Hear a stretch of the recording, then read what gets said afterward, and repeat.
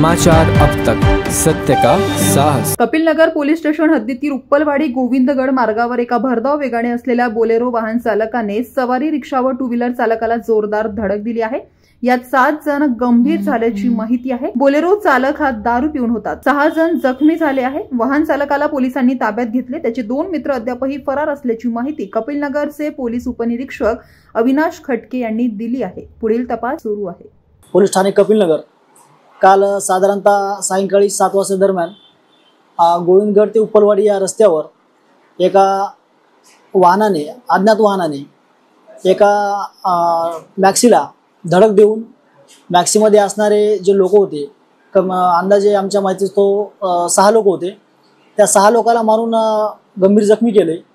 आम्ही आमची police team घटनास्थळी जाऊन त्यांना आम्ही मेव हॉस्पिटल येथे भरती केले। भरती केल्यानंतर आम्ही एक जण ताब्यात घेतलेला आहे। एक जण ताब्यात घेतलेला आहे, त्याचं मेडिकल वगैरे केलेलं आहे।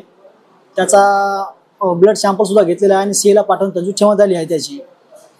आणि त्याच्यामध्ये 2 जे आरोपी आहेत ते अद्याप फरार आहेत। ते आल्यानंतर आम्ही त्यांचं मेडिकल करणार आहोत। अद्याप गुन्हा दाखल करण्याची तजवीज चालू आहे, कारण अद्याप आपल्याकडे कोणीही गुन्हा दाखल करण्यासाठी फिर्यादी आलेला नाही। आता आपल्याकडे जस्ट 5 मिनिटापूर्वी फिर्यादी आलेले आहेत। आपण त्यांना विचारपूस करून गुन्हा दाखल करण्याची तजवीज ठेवण्यात आली आहे। आपल्याकडे पोलीस स्टेशनला फिर्यादी आलेला नव्हता आणि काही लोकांवर उपचार चालू होते मेवमध्ये। त्याच्यामुळे स्पष्ट होत नव्हतं की किती लोक आहेत, 5 आहे की 6 आहे 7 आहेत। नंतर आपल्याला माहिती पडली की 6 आहेत आणि एक पाठीमागून गेला होता। त्याची एमएलसी प्राप्त आहे आपल्याला। 7 जण असे आहेत एकूण मिळून।